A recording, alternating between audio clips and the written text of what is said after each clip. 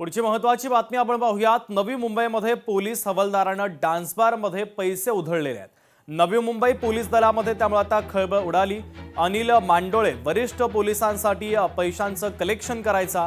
Police हवालदार अनिल मांडोळेच्या विरोधात कारवाई करण्यात आली। व्हिडिओ व्हायरल होताच मांडोळेचं निलंबन करण्यात आलं, तर वरिष्ठ अधिकाऱ्यांवर अद्यापही कारवाई का नाही हा सवाल या निमित्तानं आता उपस्थित होतो आहे। तर आताची सगळ्यात महत्त्वाची आणि मोठी ब्रेकिंग न्यूज आपण पाहतोय।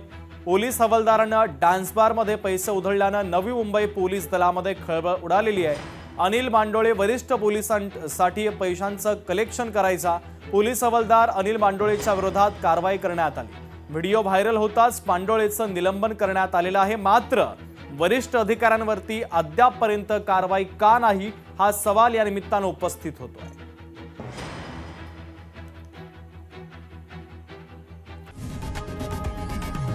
लोकशाही मराठी ऐका, पहा, जागरूक रहा।